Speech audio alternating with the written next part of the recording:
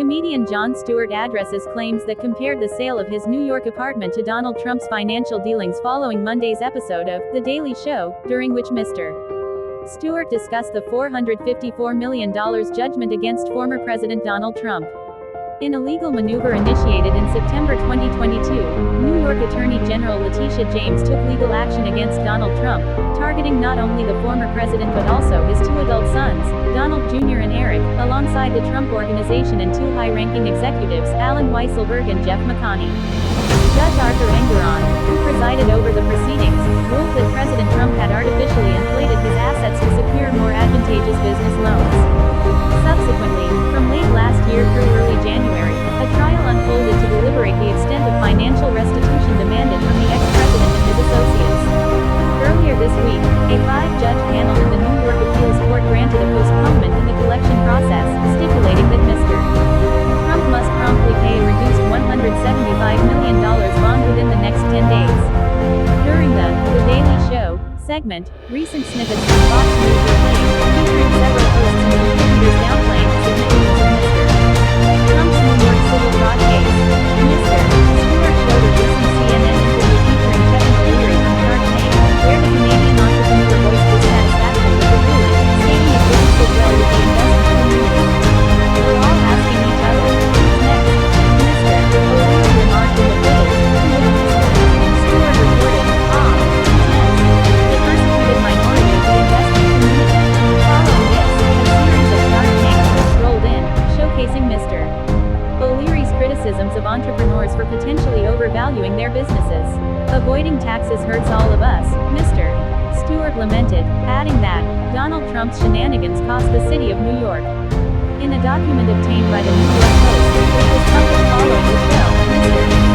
Stewart's property history reveals that his New York City penthouse fetched a staggering 829% above its assessed value.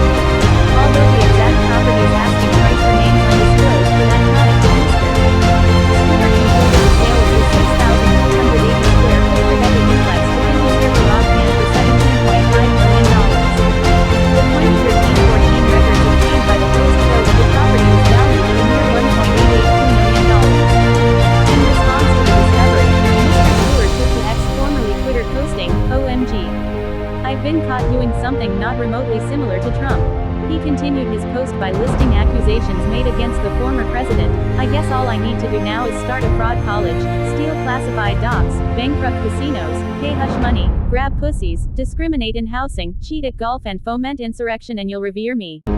Founder and CEO of Turning Point USA Charlie Kirk posted, after railing against Trump's civil fraud case, "It turns out Jon Stewart overvalued his own NYC home by 829%. People who live in overvalued glass houses shouldn't throw stones, John. You reduced your taxes by using a lower assessment and sold at a much higher than assessed value. That's more than not remotely similar, that's even worse," noted one user on X. However, others were quick to come to Mr. Stewart's defense. "Stop saying that Jon Stewart did the same thing as Trump did when he overvalued his property. He did not even close.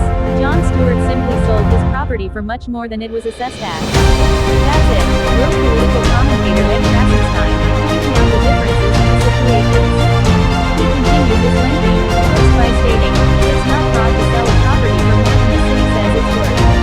It is fraud to knowingly inflate the value of your property on paper in order to maximize loans and little gains, while also deflating the value in order to save money elsewhere." Additionally, going to bat for Mr. Stewart was author Seth Abramson, who posted, "Boy, I hunted through this article and literally can't find any correlation between Stewart and Trump. None at all. Stewart sold a property for what someone was willing to pay and paid taxes based on assessor value.